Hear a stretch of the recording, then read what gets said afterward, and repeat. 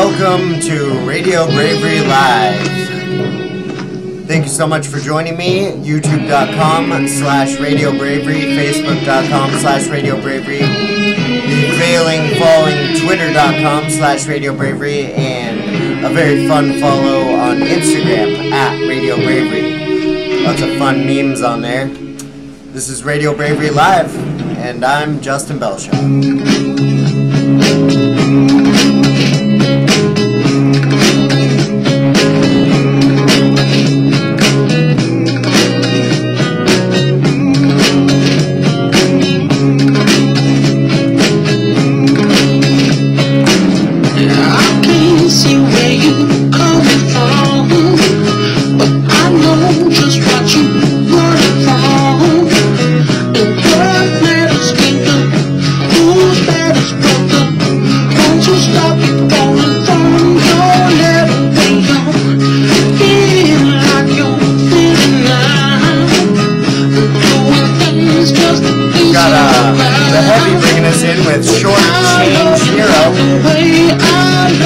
We all come up a little short every now and again.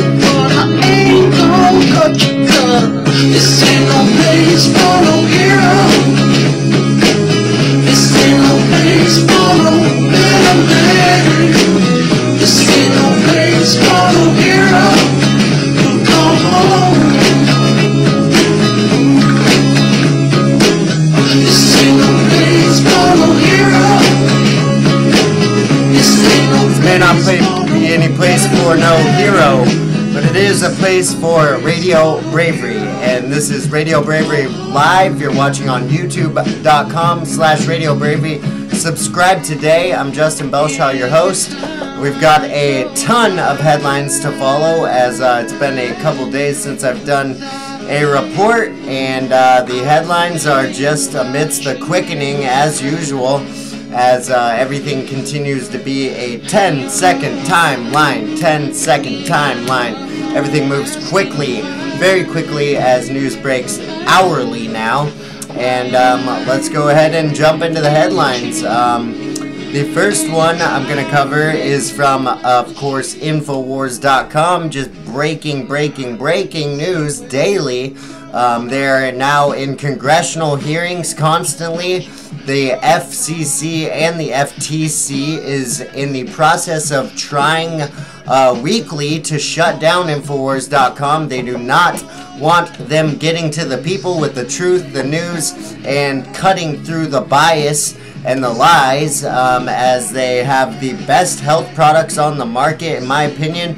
I take probably at least a half dozen of their supplements daily, and they continue to make me healthier, stronger, better, happier, and that's what I want you to be. So check out InfoWarsStore.com if you want to see the best nutraceutical line in the world, the best nascent iodine, the best vitamin B12 formula, Secret 12 with adenosylcobalamin and methylcobalamin.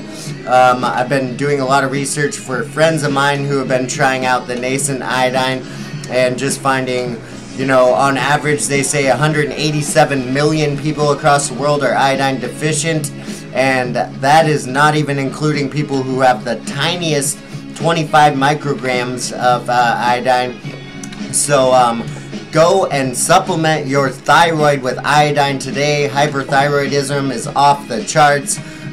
We've got the constant threat of Fukushima lingering over us above head and all around us in our seafood, kale, seaweed, all kinds of products like that.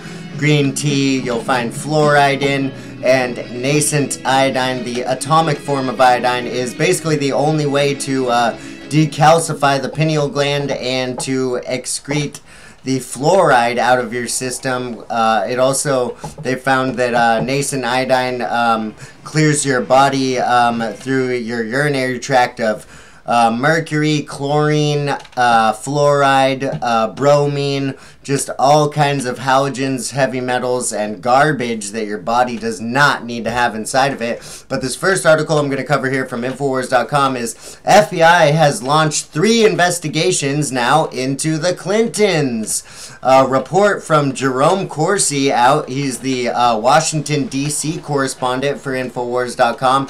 Report second special counsel to investigate Clinton crimes. Washington, D.C., despite the silence of the mainstream media, the Clintons are once again under criminal investigation. The Department of Justice under Attorney General Jeff Sessions has opened criminal investigations against the Clinton Foundation in Little Rock and New York. Several foreign nations are expected to bring criminal charges against the Clinton Foundation, and the report of DOJ Inspector General Michael Horowitz could lead to the appointment of a second special counsel to investigate the Obama administration. DOJ as far back as the Fast and Furious gun running scandal and the DOJ cover-up of Secretary Clinton's email scandal. Consider the following. Led by agents in Little Rock, Arkansas, and New York, the FBI has begun a criminal investigation into pay-to-play accusations against the Clintons regarding donations taken by the Clinton Foundation and favorable policy decisions made by Secretary of State Hillary Clinton. The probe is also examining whether the Clintons committed the crime of inurement, namely using assets of the Clinton Foundation, a charity under federal and state law, for personal purposes.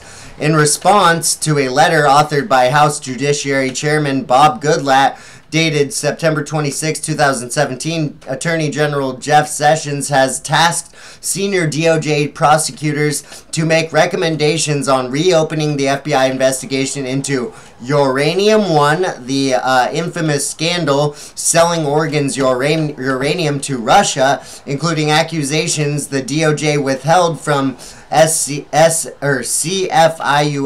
the Treasury Committee that approved the sale of U.S. uranium to Russia. Documents proving Russia was conducting a bribery scandal in the U.S. uranium industry. At the same time, Russia's government-owned energy, Rosatom, was seeking U.S. federal government approval to buy 100% interest in Uranium One. On January 12th, in 2018, the Department of Justice announced a criminal indictment in the Uranium One case, charging a former co-president of a Maryland-based transportation company that provides services for the transportation of nuclear materials to customers in the United States and abroad with foreign bribery, fraud, and money laundering in a scheme that involved 10X, a subsidiary of Rosatom. So that is now breaking. As of January 12th, there has already been one indictment of someone from Uranium One, a co-president of the Maryland-based transportation company, 10X. That is out of the United States Department of Justice. You can find that headline at Justice News, justice.gov, justice.gov. Former president of Maryland-based transportation company indicted on 11 counts of related foreign bribery, fraud, and money laundering. This is a huge win and a huge step forward for the American people finally receiving justice for the crimes of Uranium One, Fusion GPS, the Clinton Foundation, all interconnected, intertwined in money laundering, foreign bribery, fraud, and other schemes. So that is the headline from the Department of Justice. Former president of Maryland-based former president of Maryland-based transportation company indicted on 11 counts related to foreign bribery, fraud, and money laundering scheme. Executive allegedly paid bribes to Russian officials so his company could win highly sensitive nuclear fuel transportation contracts. So that is breaking now. Then we have DOJ has reopened a criminal investigation into Hillary Clinton's email scandal. After Judicial Watch's Freedom of Information Act request produced 2,800 State Department work-related emails Sorry, my computer is trying to update itself, which I'm telling it not to do. The DOJ has reopened a criminal investigation into Hillary Clinton's email scandal after Judicial Watch Freedom of Information Act requests produced 2,800 State Department work-related emails that transferred by Clinton aide Huma Abedin onto the laptop of her husband, disgraced former Congressman Anthony Weiner, some of which included classified passports that President Trump has charged were a risk of having been placed in the hands of foreign agents. DOJ Inspector General Michael Horowitz has confirmed to Senate Committee Chairman Chuck Grassley that his office is investigating emails written between FBI former counterintelligence head Peter Strzok. I told you this was coming. Peter Strzok and FBI prosecutor Lisa Page, in which Strzok suggested to Page in a conversation that evidently happened in then Deputy FBI Director Andrew McCabe's office that DOJ needed insurance to make sure Trump would never serve as president even if elected. Strzok played a major role in changing the language in former FBI Director James Comey's early draft about Secretary Clinton's email server from grossly negligent to extremely careless, a change of language intended to justify the decision not to prosecute Hillary Clinton. The Clinton Foundation is an obvious fraud, insists New York-based financial analyst Charles Ortel, a major figure pushing for a criminal investigation into the Clinton Foundation. Quote, it was never lawfully authorized to pursue tax-exempt charitable purposes other than serving as a presidential archive, housing presidential records in the complex in Little Rock, Arkansas, so that the public and scholars might research the Clinton presidential years. So that is happening right now as we speak. The investigation is going on, 3 investigations into the Clinton Foundation and their complete corruption. That reminds me of the documentary Clinton Cash, which you should all check out, and Haitian protesters have even told the American people that you should check it out as well, because it goes into the raping of Haiti and the stealing of millions of dollars of funding that were supposed to go to the people and giving them clean food and water. But no, that money just went to Chelsea Clinton's wedding and extremely expensive wedding dress instead. It goes on to say, according to an investigative report published this week by Mark Tapscott, Materials Smith is giving the FBI focus on a 2006 Memorandum of Understanding between the Australian government and the Clinton Foundation's Clinton HIV/AIDS Initiative. Smith claims the foundation received $25 million financial advantage dishonestly obtained by deception as a result of the actions of Bill Clinton and Downer, who was then Australia's Minister of Foreign Affairs. Tapscott reported that included in the Smith materials are evidence he believes shows corrupt October 2006 backdating of false tender advertisements purporting to advertise the availability of a $15 million contract to provide HIV/AIDS services in Papua New Guinea on behalf of the Australian government after an agreement was already in place to pay the Clinton Foundation and or associates. Finally, Tapscott noted a third complaint concerns that describes Smith. Finally, Tapscott noted that a third complaint concerns what Smith describes as the $10 million financial advantage dishonestly obtained by deception between April 1st, 2008 and September 25th, 2008 at Washington, D.C., New York, and Canberra, Australia, involving a Memorandum of Understanding, MOU, Memorandum of Understanding between the Australian government and the Clinton Climate Initiative, and purported Global Carbon Capture and Storage Institute Incorporated. So we will continue daily to cover that as it develops, because we've been waiting for this for years, as we may finally see some Clinton initiative or Clinton operatives and possibly Hillary and Bill themselves indicted on corruption, fraud, and money laundering. Incredible breaking news, as finally Jeff Sessions is doing one thing right.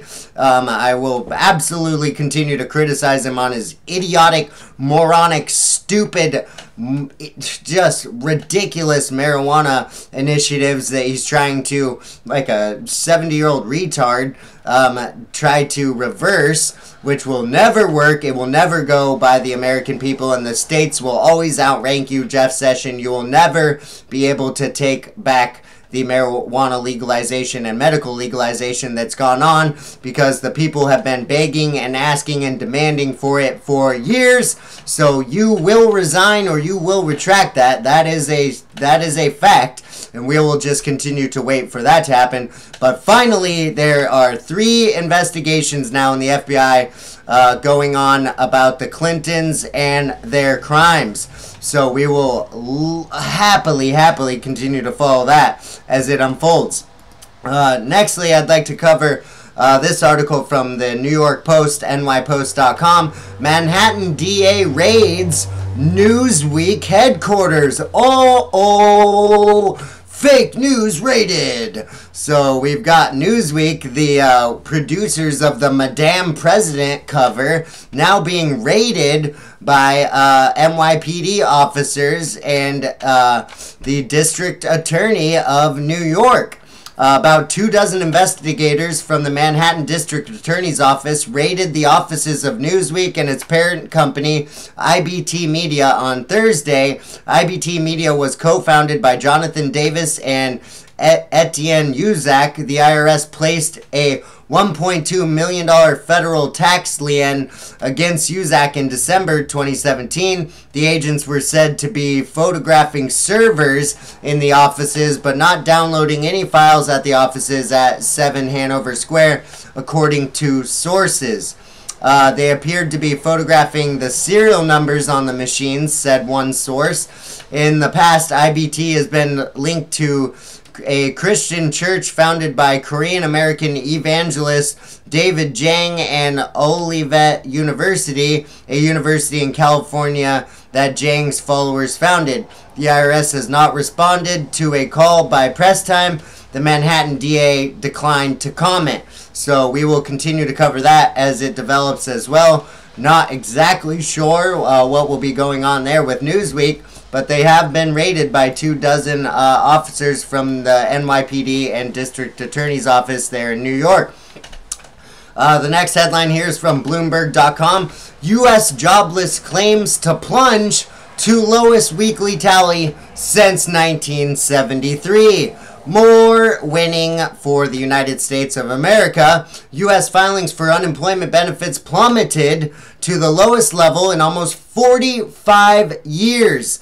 In a sign the job market will tighten even further in 2018, Labor Department figures showed Thursday. This is again out of Bloomberg.com. Bloomberg Markets U.S. jobless claims plunge to lowest weekly tally since 1973. That's the lowest unemployment tally in 45 years. But people still ask me what Trump has done, what he's doing, what he does. Oh, he's just doing fake news awards, apparently. Trump, don't give any credit to Trump, you guys. Don't. Please. Never credit Trump. Never accredit Trump to anything at all. He did not help the lowest unemployment in 45 years. No. It has nothing to do with Trump. He's only been in office 1 year, and we've only had like 63 records now for the Dow, the NASDAQ, and the S&P 500. We've only had now the lowest unemployment in 45 years, but it's not Donald Trump, okay? It's not Donald Trump. The figure suggests the unemployment rate of 4.1%, already the lowest since 2000, could be poised to decline even further. The latest week for claims includes the 12th of the month, which is the reference period for the Labor Department's monthly employment surveys. So that is happening right now. If you look at the graph on this page at Bloomberg.com, it shows since 2013 to 2017, oh my gosh, the unemployment is just like bing, bing, dink, dink, dink, and then you get to 2016, whoa, whoa, whoa, 2017, whoa, just falling off the edge of the mountain, and unemployment rate among people eligible for benefits rose to 1.4% from 1.3% in previous weeks. Claims were estimated for Arkansas, California, Hawaii, Kentucky, Maine, Puerto Rico, Virginia, and Wyoming. Basically lowest jobless claims in 45 years. That is from the U.S. Labor Department figures, and more winning for our country. I'm so sorry to say. Next article is from the National Review, nationalreview.com. President Nobama. That is the headline from the National Review. President Nobama. Nobama. Nobama. Worst president in the history of the world. Nobama. That's how I have felt for years after voting for Obama the first election, and I completely regretted it, seeing as he completely plummeted our economy, our jobs, sent them all overseas, and just tried to rape this country and rape our rights. But Trump is commonsensically undoing piece by piece the main components of Obama's legacy. Donald Trump continues to baffle. Never Trump Republicans still Trump still struggle to square the circle of quietly agreeing so far with most of his policies, as they loudly insist that his record is already nullified by its supposed odious author. So even National Review right here will tell you the honest truth, in that even Republicans, even the Republican mainstream, the Democrat mainstream, all the globalist mainstream, the elites, the wealthy, the power hungry, who want to feed off of our country, hate Donald Trump. Even the Republicans hate him. It says right here, never Trump Republicans still struggle to square the circle of quietly agreeing so far with most of his policies. Because he's not a Republican, he is not a Democrat, he is a soldier for liberty. He is a man of the people, and he follows what the demand of the United States people want. And that is what has been asked for 100 years. We've been waiting for someone who listens to the people, unintrinsically and unabashedly, just speaks his mind, doesn't lie or manipulate, just says what's on his mind. He still denies the shitstorm comments, but if he said it, I don't care. I don't personally care. I am refreshed with someone who speaks their mind unabashedly and doesn't give a shit what the media thinks or what you want to say about it, because the people want to hear the truth. The people want to hear an unabashed, unalloyed, true American president who speaks for the American people and is honest with the American people and doesn't try to put on a fake Mac Daddy persona like Barack Obama did deceivingly for 8 years. So that is out of the nationalreview.com, as they admit even the Republican establishment hates Donald Trump and never wants to agree with any of his policies. Now we have this article from newsbusters.org. 2017, the year the news media went to war against a president. There used to be a time when the president would be in the news a couple of times a week. When Barack Obama was president, when Bush was president, you would hear about the president, every other day or every couple of days, a couple times a week. But now every single story, every single talking point, every single news show is about Trump. Everybody's obsessed with Donald Trump. All the media is obsessed with Donald Trump. What's his golf swing like? Let's hide in some bushes and catch his golf swing.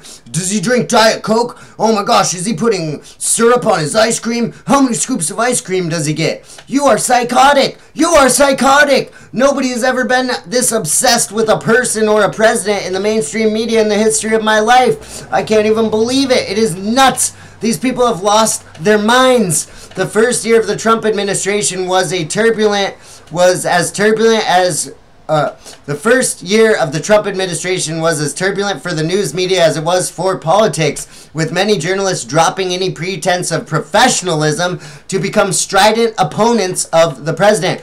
Just because you don't like him as a person doesn't mean you can't report on the real news and the real things he's doing. It just makes you and your viewership die. It makes you fail. The mainstream media is failing. They're the dinosaur media. They're extincting themselves. That's why independent media like myself, InfoWars, Breitbart, Compound Media, Rebel Media, Gavin McGinnis, all of these people are just blowing up with millions of viewers a day. You got Alex Jones basically getting 80 million viewers a week because people don't want the lies. People would rather listen to a screaming redneck, a screaming guy from Texas who can't get himself under control. They'd rather listen to him than any CNN bullshit because you are fucking liars and no one wants to hear your bullshit anymore. They're just strident opponents nonstop. They're unwilling to stop attacking. We hate Donald Trump. He's a racist.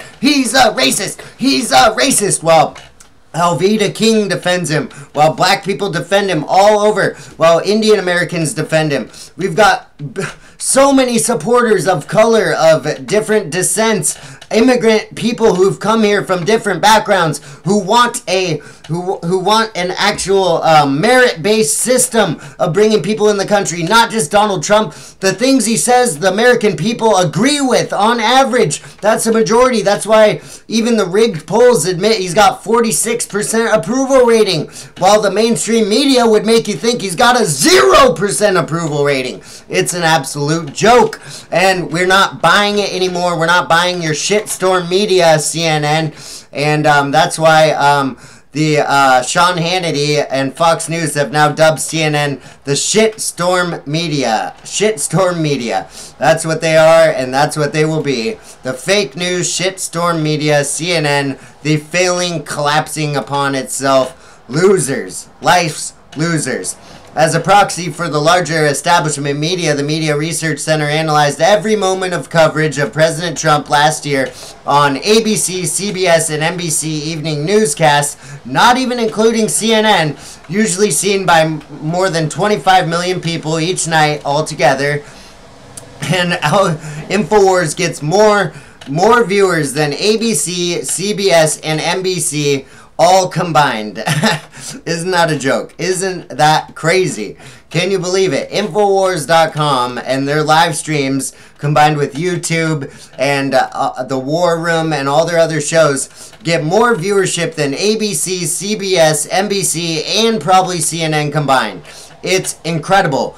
We are just seeing a movement towards honest, true media, and that's what InfoWars is, and I'm sorry to say I've got to defend them because I go to their site all the time and I get incredible breaking news that is verified every single day.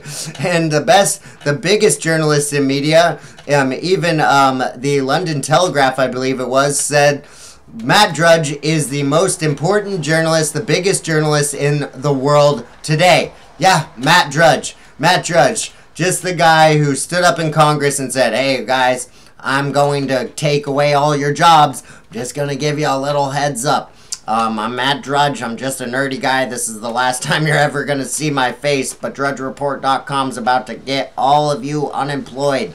And he was right, as he's now the biggest journalist in the entire world. The Trump presidency was the biggest story of the year, accounting for 1 out of every 3 minutes of evening news airtime, nearly 100 hours in total of every day. So that is 1 out of every 3 minutes. 1 out of 3 minutes in airtime from ABC, CBS, and NBC were about Trump. The tone of coverage has been incessantly hostile, especially for a new president in his honeymoon year. 90% negative versus just 10% positive. These percentages do not include neutral statements. Oh, man. More than 2/5 of evening news coverage of the president, 43% focused on controversies, not policies, with the Russia investigation alone accounting for 1/5 of all Trump coverage. That is incredible. Despite their massive coverage of Russia, the networks had almost no airtime for questions about how the investigation began or whether special counsel Robert Mueller's current investigation is biased. The Trump presidency was by far the biggest story of 2017. Coverage of Trump is incessantly negative. Reviewing all of this coverage, our analysts cataloged 5,883 evaluative statements about the president or his administration from either reporters, anchors, or nonpartisan sources, such as experts or voters. Only about 10% of those comments, 617 out of 5,883 comments were positive. Only 10% of comments were positive. It is an unparalleled level of media hostility for a president in his first year in office in the history of our country. And that is the proof in the pudding, folks. When you see everybody in the mainstream establishment against a person, you know they're doing something right. You know they're doing something right. So that is the article out of newsbusters.com. Go check it, or newsbusters.org. Go check it out for yourself. I'm going to move on to this article from San Francisco CBS local, sanfrancisco.cbslocal.com. This is the local San Francisco Bay Area CBS. Oakland mayor says she'll go to jail to protect sanctuary city policy. I bet. I'm glad to hear that she's ready to go to jail, because the Department of Homeland Security, it's reported allegedly that the DHS is looking at rounding up and arresting the leaders of these sanctuary cities, because you are allowing the criminal attacks on our American citizens, and these people you are protecting are criminals who are committing egregious, violent crimes. And I'm not saying in any way that all immigrants commit crimes. I'm saying these sanctuary cities are unbiasedly protecting all immigrants, and that is including criminals, and these criminals have been deported sometimes over 20 times, like the guy who shot Kate Steinle and killed her, like the guy in I think it was New York the other day, who just tried to stab a woman with a machete because she was giving out food to homeless people at a park. Just hours after the Oakland City Council voted unanimously to end any cooperation with agents from U.S. Immigration and Customs Enforcement, Mayor Libby Schaaf said Wednesday she would go to jail if needed in her opposition to ICE raids. Quote, "It is no surprise that the bully-in-chief," they just name call like little children. Donald Trump's a bully. He's a racist bully. That is getting you nowhere, and the American people don't support your childish name-calling. You are a fucking joke. It is no surprise that the bully-in-chief is continuing to try to intimidate our most vulnerable residents, referring to President Donald Trump, clearly. We're very clear that our values are to protect all of our residents, regardless of where we come from. What about if you come from murdering people? What about if you come from drinking and driving and killing people? What if you come from trafficking drugs to our children? Oh, they're still going to keep them there. They're still going to protect them. We want to protect our families, not tear them apart.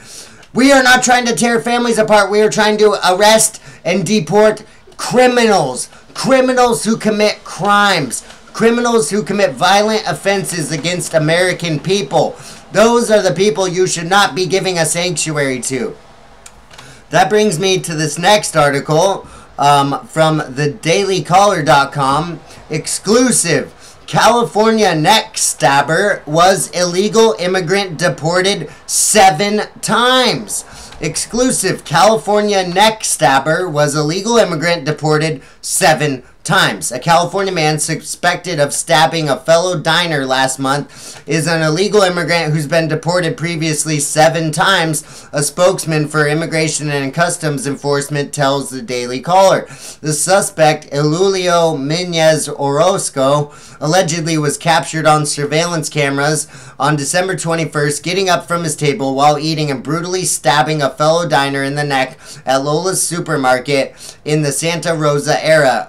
Orozco was arrested by local authorities December 28. Orozco is also known as Ricardo Velasquez Romero. He's got another name. According to ICE, ICE placed a detainer on Velasquez on December 28th in connection to a stabbing that occurred in Santa Rosa, California. The Department of Homeland Security databases show Mr. Velasquez has been repatriated to his native Mexico 7 times since 2007, but they just keep letting him right back in to stab people in the neck. Records indicate Mr. Velasquez also has multiple prior criminal convictions, including those from felony drug and weapons charges. Oh, look at my disbelief, my shock. Oh my gosh, you gotta be kidding me. This illegal immigrant who stabbed someone in the neck in a supermarket multiple times already has previous felony drugs and weapon charges? No way! That is just weird. Oh wow, this is my shocked face. Incredible. So please, let's have the Department of Homeland Security round up these sanctuary city leaders and arrest them, because you are complicit in the violent crimes against our U.S. citizens, and we are not going to stand for it for another moment. We are done with your sanctuary policies of criminals. This has nothing against legal citizens or people who want to be a part of this country and give something to this country, give something to their society and their community other than violent crime. This has nothing to do with those people, and we are not talking about those people when we talk about not being a sanctuary city. You can keep safe people who are not committing crimes. We're not interested in those people. We are interested in giving them a safe haven to becoming a citizen of the United States, a legal immigrant. We are interested in felony drug charges, weapon charges, and violent offenders. That's what we're interested in. It is so simple. There is nothing complicated about it. Let's move on. Let's move on to this next article. Another global warming being cool article from AFP. This is the Agence France Press. Worst case global warming scenarios not credible. This is a new study that just came out. Worst case global warming scenarios not credible. Earth's surface will almost certainly not warm up 4 to 5 degrees Celsius by 2100, according to a study released Wednesday, which, if correct, voids all worst-case UN climate change predictions. A revised calculation of how greenhouse gases drive up the planet's temperature reduces the range of possible end-of-century outcomes by more than half, researchers said in the report, published in the journal Nature. So more contradiction of global warming proponents who just say, oh, it's the end of the world. Well, now, they were wrong by 50%. They were wrong. They were wrong. This is a new study out of the science journal Nature. Our study all but rules out very low and very high climate sensitivities, said lead author Peter Cox, a professor at the University of Exeter. How effectively the world slashes CO2 and methane emissions, improves energy efficiency, and develops technologies to remove CO2 from the air will determine whether climate change remains manageable or unleashes a maelstrom of human misery. But uncertainty about how hot things will get also stems from the inability of scientists to nail down a very simple question. By how much will Earth's average surface temperature go up if the amount of CO2 in the atmosphere is doubled? That known unknown is called equilibrium climate sensitivity, ECS. And for the last 25 years, the UN's Intergovernmental Panel on Climate Change, for the last 25 years, the ultimate authority on climate science, has settled on a range of 1.5 degrees Celsius to 4.5 degrees Celsius. Cox and colleagues, using a new methodology, have come up with a far narrower range, 2.2 degrees Celsius to 3.4 degrees Celsius, with the best estimate of 2.8 degrees Celsius. If accurate, it precludes the most destructive doomsday scenarios. So there you have it, a new study out of France from university professors. Don't trust me. Do your own research, folks. Over 50% incorrect. They are not going to have the worst case scenario, global warming things happen. Worst case, global warming scenarios, not credible. New study shows out of France. This is out of university. Peter Cox, professor at the University of Exeter. Go do your own research. Don't trust me. Trust your gut. Global warming's cool, man. That's because it's cooling. We are in a cooling period as all 50 states now have snow in them today. That is the headline, the first time since 2010. More global cooling news. But don't trust me. Trust your gut. Do your own research. No one wants to. No one wants to. They just want to tell me I'm wrong. I'm manipulated. I'm being lied to. I'm being deceived. While everyone all unanimously agrees. Oh, just like there were 17 intelligence agencies that agreed Trump was fixed the election. Where are those 17 intelligence agencies now? Nowhere to be found. Turns out it was 3 intelligence agencies and probably a dozen people in those agencies, including Peter Strzok, who's now under indictment investigation. So we'll continue to cover that one. But yeah, more proof. Worst case scenario, global warming not happening. Then we got this article out of the Sun, the sun.co.uk. I'm embarrassed. Aunt of 13 kids found shackled inside squalid California house of horrors reveals their strange secret upbringing. The sister of the mom arrested also reveals she was never invited to see the kids and says something didn't seem right. Mom of seven, Elizabeth Jane Flores, sister to the mom arrested for child torture. And you're not going to read about this, but reportedly these kids were being used for sexual purposes as well. But you don't see any reports on that. This is you will only hear that out of websites like vetsforchildrescue.org, who are actually the people on the scene, the actual people doing the rescuing of these children. David and Louise Turpin were arrested and charged with torture and child endangerment after one of their 13 kids, 17-year-old girl, escaped through the window and called police. Elizabeth Jane Flores, the arrested mom Louise, broke her silence, or sister of the arrested mom Louise, broke her silence on this strange home life. She told Daily Mail TV, something didn't seem right about her parenting, but never would I have expected it to be like this. We would have been so worried about them because it's been so strange, but there was nothing we could do. They wouldn't let anyone visit, and we didn't know their address. I haven't seen her in 19 years. 19 years! Their own sister didn't see her. And you look at this picture, these people look like complete psychotics. They're all wearing light blue polos. Just weird. They didn't even know their address. The sister of the mom didn't even know their address. We would talk on the phone from time to time, but every time I would ask her to talk to the kids, she would never let me, said the sister. So this is very, very troubling, as they found 13 children shackled to their beds in this California home. It says here, what we know so far. David Allen Turpin, 57, and Louise Anna Turpin, 49, were arrested after cops found their 13 kids chained up in dark and foul-smelling surrounds.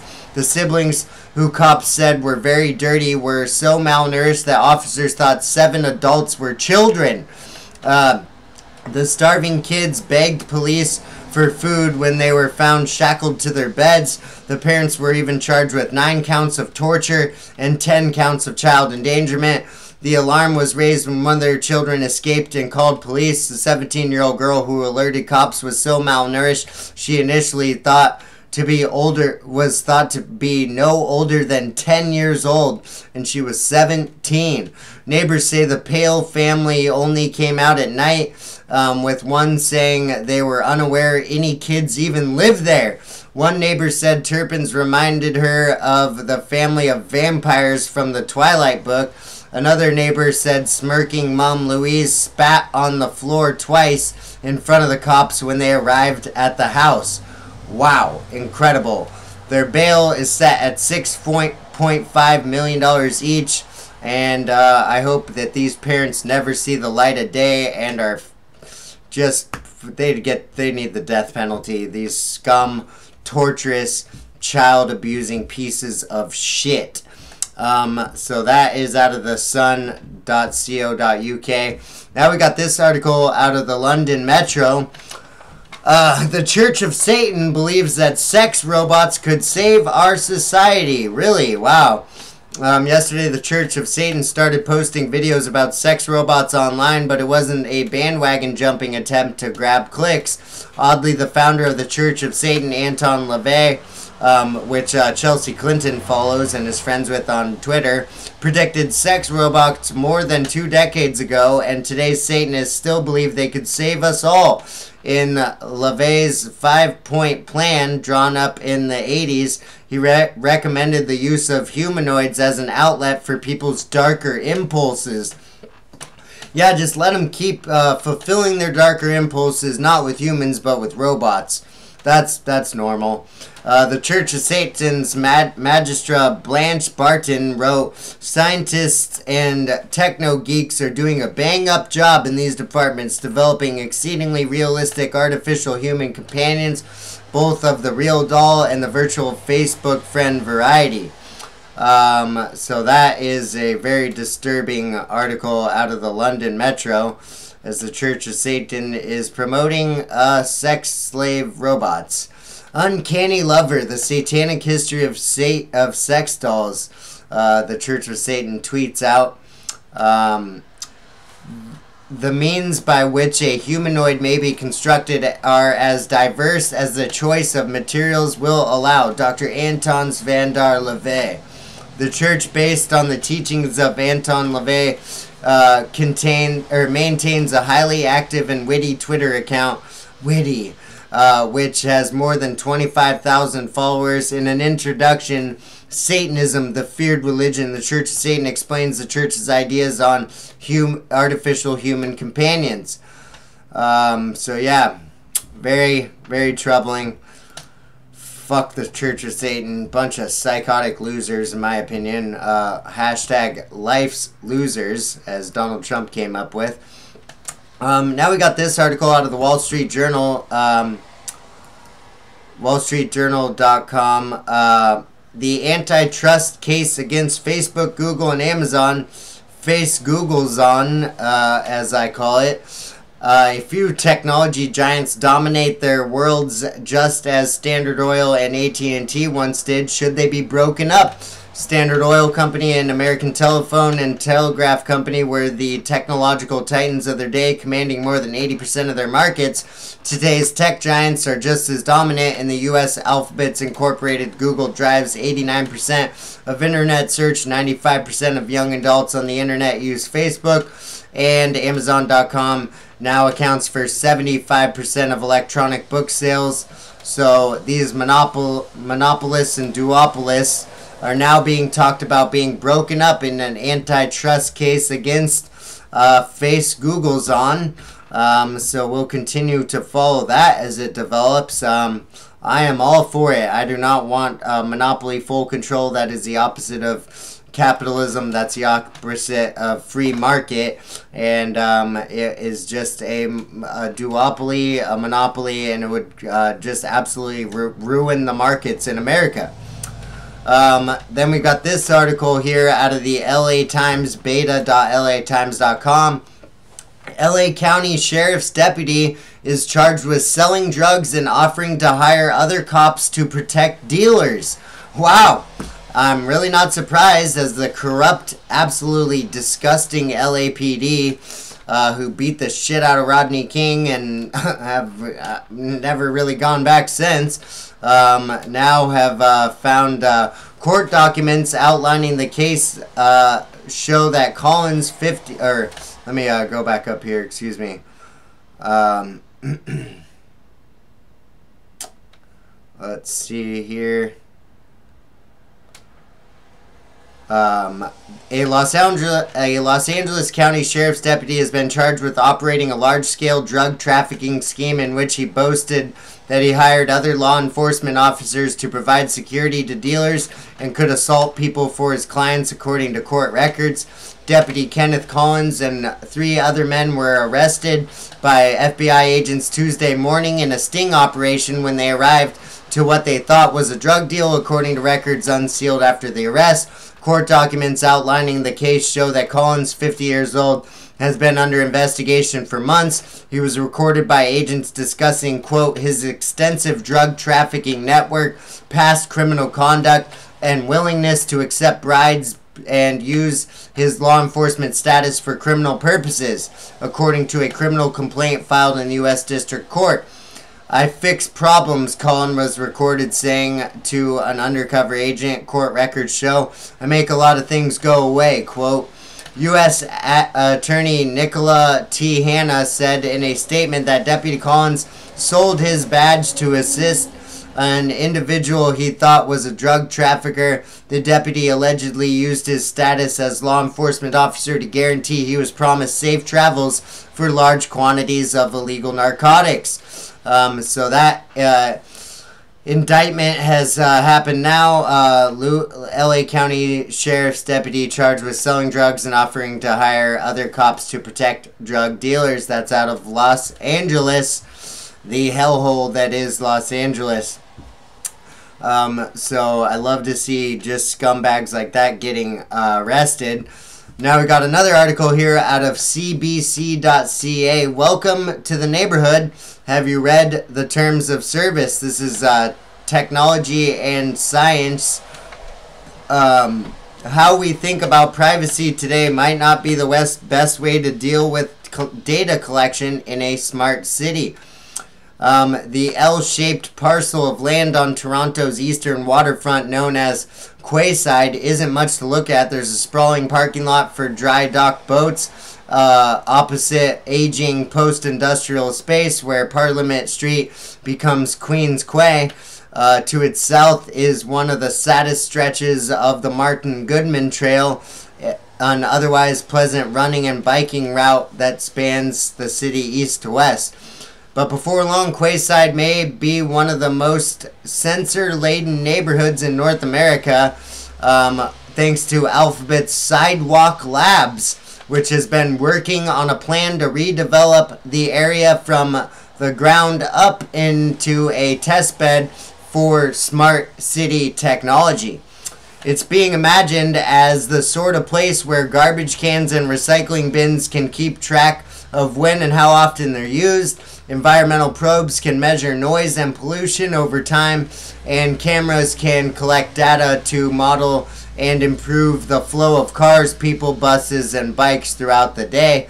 Generally speaking, the idea is that all of this data and the newfound insights in its analysis could yield will help cities run more efficiently and innovate at a faster pace than they do today. The effort is one of a handful of broad initiatives underway across the world in places such as Dublin, London, Dubai, and Seattle. The Canadian government is soliciting pitches for more smart cities across the country and has promised up to $80 million in communities competing in its Smart Cities Challenge. So that is very troubling. I am totally against this type of technology. It's just another way to infringe upon our rights and our privacies and our freedoms, as they want to control every facet of our lives. Then we got this article out of thecollegefix.com. Ohio State course reprimands white heterosexual masculinity. Masculinity simultaneously harms yet privileges men. Syllabus states. A class taught this spring at Ohio State University will review a parade of reasons why white heterosexual masculinity is allegedly problematic, tackling the topic from the constructs of racial issues, bullying, pop culture, societal expectations, and much more, according to its syllabus. The course Be a Man, Masculinities, Race, and Nation includes a variety of readings to that end, including its required textbook, Dude, You're a Fag. That's... I'm just appalled by this. I'm just appalled. I mean, this is the blanket that they're trying to put all heterosexual, masculine, white men under. The textbook is called Dude, You're a Fag. And that's what they say.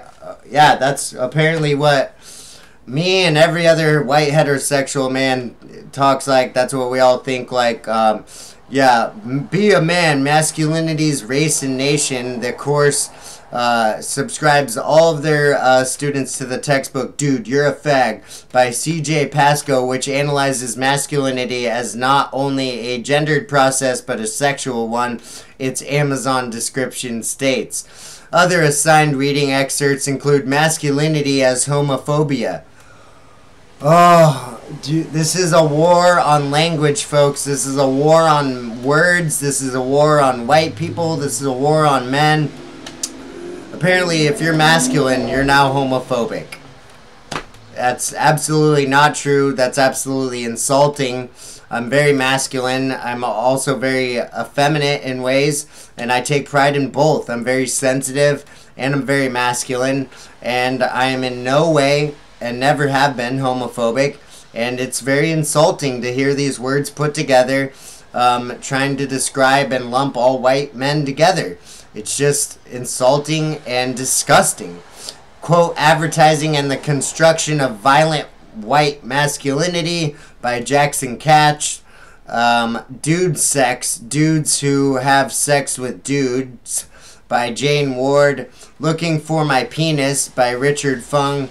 Sodomy in the New World by Jonathan Goldberg, and Teaching Men's Anal Pleasure.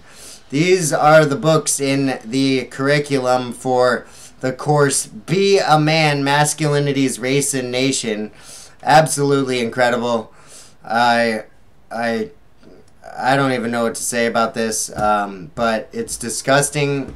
It's prejudice. I don't know what else to say. Martin Luther King would be disgusted by this just as I am. And the last article I want to cover here on this edition of Radio Bravery Live, don't forget to subscribe today. YouTube.com/RadioBravery is the article I was talking about earlier. One of my heroes, one of the people I look up to as a journalist most, Matt Drudge, the world's most powerful journalist. That is the headline from the London Telegraph, telegraph.co.uk. Matt Drudge, world's most powerful journalist. This is by Toby Harnden in Washington. 10 years ago, he was a reclusive, pasty-faced 31-year-old who, bashing away on his laptop in his grungy Hollywood apartment, shot to prominence when he threatened to bring down Bill Clinton's presidency by breaking the news of the Monica Lewinsky scandal. Now, Matt Drudge owns a luxurious Mediterranean-style stucco house on Revo Alto Island in Florida's Biscayne Bay, a condominium at the Four Seasons in Miami, and is said to drive a black Mustang. He remains an elusive, mysterious figure, but the internet pioneer is arguably the single most powerful journalist in the world. Though his detractors even deny that is his occupation, journalist, he is the most powerful journalist in the world. Drudge is still an outsider, contemptuous of the cozy relationships and closed-door deals that keep the ordinary person from being privy to the secrets of the establishment. He is the reason why people across the globe are now reading about Prince Harry serving in Afghanistan after he shattered a blackout agreed between Fleet Street and Buckingham Palace. This week he posted a photograph of Barack Obama dressed in the tribal garb of a Somali elder during a 2006 trip to Africa, claiming it had been emailed by a member of Hillary Clinton's campaign. It appeared to be a brazen attempt to fuel rumors that her rival was a dangerous Muslim. Within minutes, the photograph was the talk of Washington newsrooms and New York television studios. BlackBerry messages flew back and forth between reporters and political operatives. The story spread across the World Wide Web as bloggers weighed in on a juicy item that was suddenly topping the news agenda. Welcome to the world of Drudge Report. A world in which the successor to Walter Cronkite and Bob Woodward is a loner with no university education or journalistic background. He is now surreptitiously courted by the media and political elites that once derided him, but now fear he has the power to change the course of an American election. And he absolutely does. The Lewinsky scandal and the 2008 presidential campaign are the bookends to what could be described as the Drudge decade. At the start, he was the antagonist who came from nowhere. Bill Clinton initially fumbled the site's name, calling it the Sludge Report. By the end, he had become Hillary Clinton's weapon of choice against Mr. Obama, just as he revealed details of Bill Clinton's tawdry affair with Miss Lewinsky, while NewsWeek editors agonized over whether to publish the story. Drudge posted the news of Prince Harry's frontline service against the Taliban online without regard to any niceties. Within an hour, Buckingham Palace had lifted the embargo and Prince Harry was the lead item on CNN. It all seems a long way from Matthew Nathan Drudge's days as a gifted but directionless schoolboy up in Washington, D.C. suburb Tacoma Park, Maryland. The son of divorced parents who lived with his mother, he said later, wander past ABC News headquarters and daydream of being on the inside, stare up at the Washington Post newsroom on 15th Street, look up longingly, knowing I'd never get in.